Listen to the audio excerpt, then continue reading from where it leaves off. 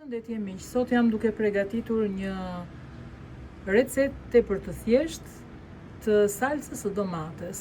Do ta përgatisim atë salcën e mirë që është e koncentruar, edhe meqense un kam gjetur këto domatet e freskëta tek pazari fshatarëve, sepse zakonisht në Tiranë nuk janë kaq të mira, megjithse duhen shumë të pjekura dhe të kuqe, pak a shumë këto janë se kanë tul, këto janë më të mira.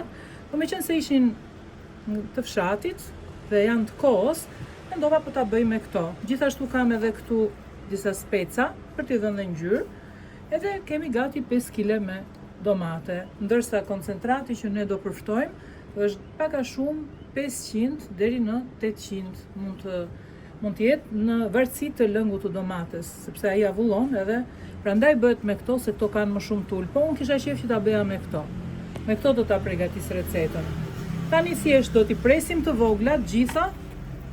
Kemi një tenxhere të madhe këtu. Edhe do t'i presim këtu.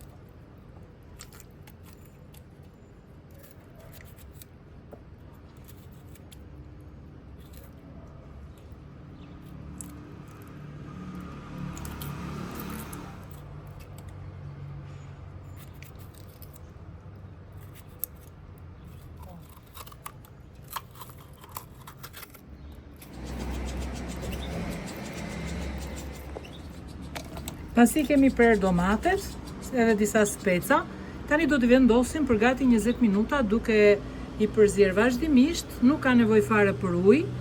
Nëse keni domatet pa lëng të thata, mund t'i shtoni një gjysmë gote, por në këtë rast do kanë shumë lëng, po t'i shohim, sa shumë kanë lëshuar.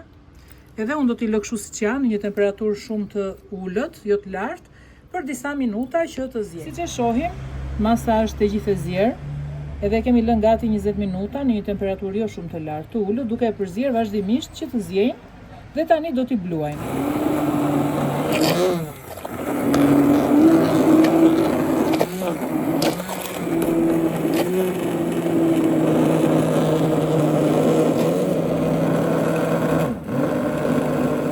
Jam duke e kulluar të gjithë masën, tani do ta spostojmë në një tenxhere tjetër duke e kulluar nëpërmjet sitës.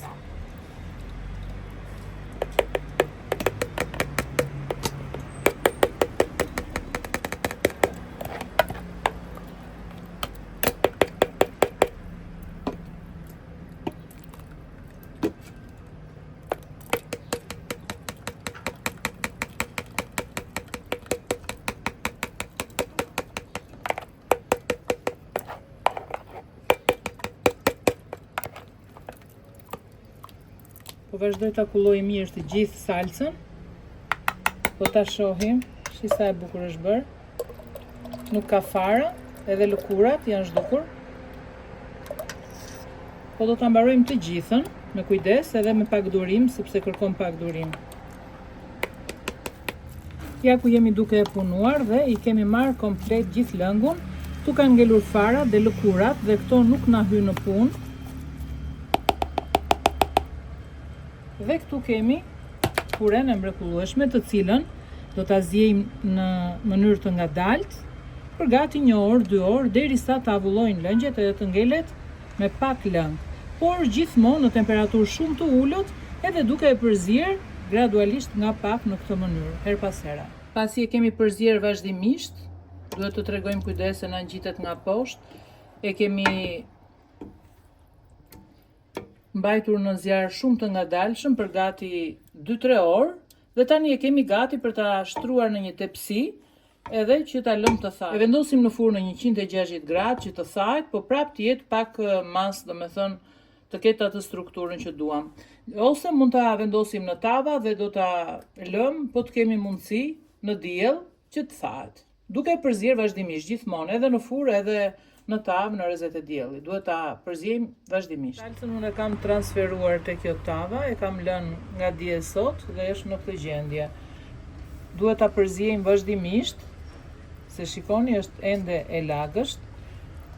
Dhe meqense është kohë ngrohtë, thahet mirë edhe në temperatura të ambientit. Ata që dëshirojnë një kohë më të shkurtër mund ta vendosin tavën në furrë, edhe aty mund ta lënë në 150-160 gradë derisa të krijohet, të largohet komplet lagështia, edhe të bëhet një masë e thatë.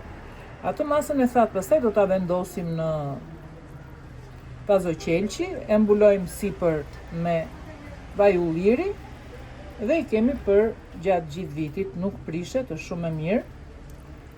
Është fantastike. Ja ku e lëviza pak, e punova pak me këtë spatulën që të thahet edhe në brendësi, jo vetëm sipërfaqja e saj. Kjo është një salcë jashtëzakonisht shumë e mirë, zë shumë në gjell, do të thënë përdorim nga pak, edhe është një metodë e vjetër. Këtë e bënte edhe gjyshja ime gjithmonë, bënte 2-3 vazo për dimrin, edhe është një metodë jashtëzakonisht e mirë.